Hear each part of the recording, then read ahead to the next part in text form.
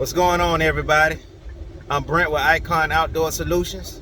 I hope everybody having a good day today. It's Good Friday, and today I'm going to pick up my new mower.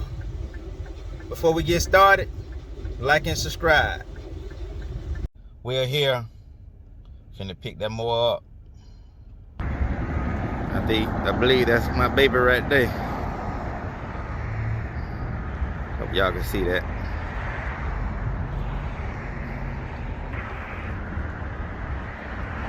That's my baby right there, y'all.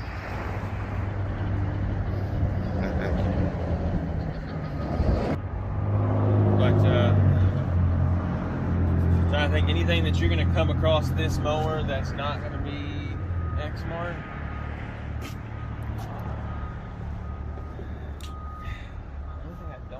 The seat doesn't lift up. That's the only thing that they don't do now that they did prior to models. But again, the only thing under that seat is the gas tank. So if you have a problem with it, you basically don't take the seat off anyway. Okay. You know, the only thing that they kind of really enclosed was the battery now. There used to not be this big red shield around the back. It was more opened up, so you can kind of just see into it, but also stuff could hit it, stuff could catch it. Gotcha. You know, if you backed into something, none of this was here to kind of hit first. I know you don't want to beat it in or push it into the motor or anything like that. Okay. They've also reinforced the muffler guard down there, which is nice. A lot of people would hit this when backing into things and not even realize it. Just break the muffler off. Yeah. So, you know, or the head or something like that. Not important stuff that you don't really want to do. The biggest thing is these new back tires. They're very, very aggressive. So if you're going to be, you know, full speed cutting and turn to the right or turn to the left, you're going to be digging up ground with these tires. So you want to make sure as you turn and do your thing, you're going to slow down a little bit to make sure you take that turn. Because I've seen people just take them full speed, and when they take them full speed, they just jerk one side back, but you got all your momentum going forward. So all that tire is spinning backwards going forward. And you see this tread here. I mean, this knob on the end here, that's just gonna chew things up going side to side. Gotcha. Especially if it's wet or moist, you know, that day after. Now what if the grass is moist and you would think that this will not get you stuck in soft turf? It actually can get you more stuck, if that makes any sense. But you can also get you out of it. So it's an aggressive tire, but it's also going to be eating up more ground. So you can get stuck easier if you're not moving and you just floor it. It'll dig itself down. You'll be sitting on the deck, and then you're going to have to pull it out with the truck. But if you're in somewhere and you might be able to get some traction, these teeth rims here on the side are really going to help you kind of plow and move some of that soft stuff out of the way to actually get into something to move.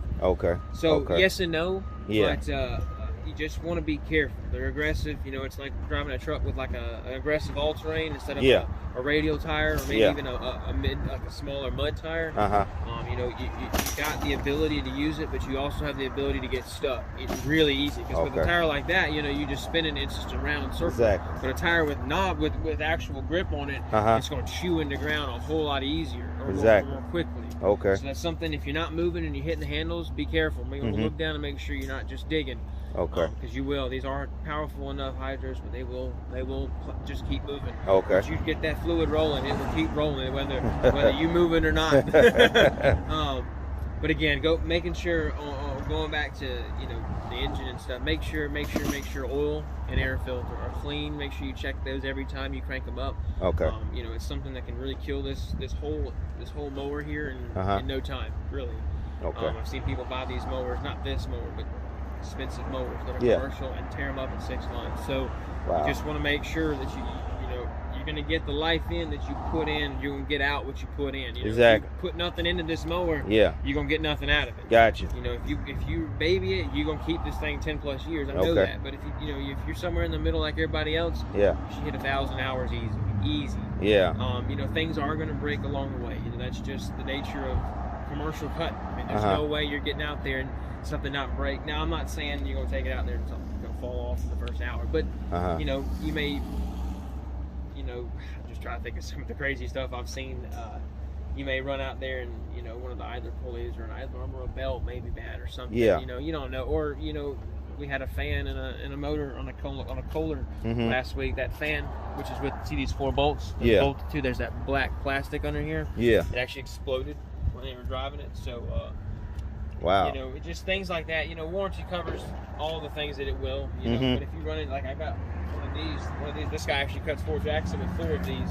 Yeah. And we actually took not this one, I think that one. Before he actually took it at full speed into the curb, and these are no flat tires. These are solid front tires on this. And he actually bent the wheel, like bent the whole wheel back. So you know, stuff like that won't be covered, obviously. But anything that fails mechanically, you know, obviously they will. We've got to have it here to do that kind of thing. A lot of people want to buy the part and put it on themselves, and that's warranty. No, can't do that. What about the hydros on it? The biggest thing you need to do on these is just read the owner's manual, because I used to be able to tell you the hour meter, or the hour limit on them. Plus, I think I'm gonna add a little bit in here. Yeah, I'm gonna add a little bit of fluid in there. So what I'm gonna tell you is, you don't really want to open this tank much at all, because you're gonna get a lot of buildup of just grass, trash, dirt, real fine particles that you really won't be able to really kind of clean off. And so when you take this cap off, as you let it go with your fingers there, stuff starts falling off, and when you pull it off, you have stuff fall in this hole, and you really don't want to deal with that. Getting inside that system. I'm gonna add a little bit of fluid. As you see the line right here at the bottom, you see how it's literally at the crease of the bottom of the tank. See this line? That's where the fluid needs to be when you get on this thing in the morning. It will expand up to somewhere in that half range, 3/4 mark. It's going to expand about 65%.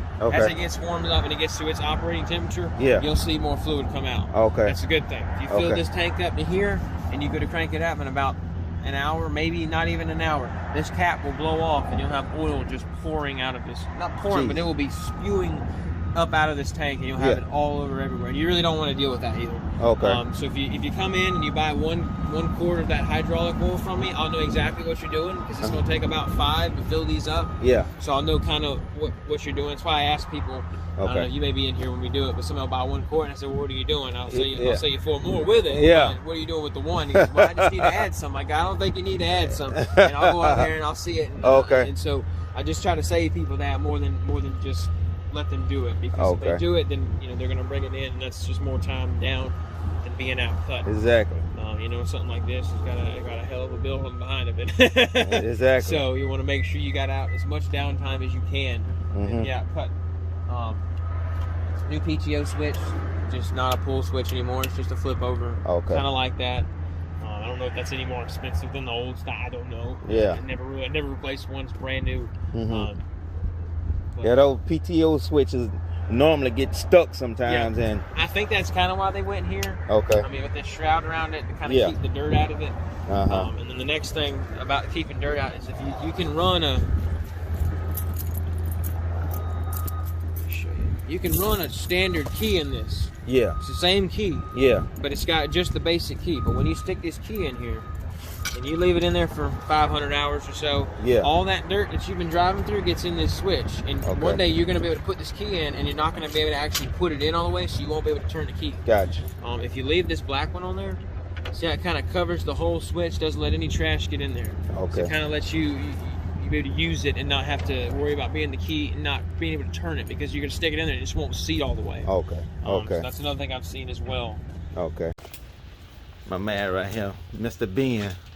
This the owner of Cato's on Beltline Boulevard. All day. Oh yeah. I appreciate it, man. We appreciate Icon. I appreciate it a whole TORO lot. 4000. Can't wait. Excited for it. And how old you are? I'm 30. 30 years Just old. turned 30 years old and own this, y'all. It's a nice sight to see. That's mind blowing. 30 years old, man. We're proud of it. Family owned. I love stuff like this, man. We appreciate it. All right, y'all, here it goes. More money.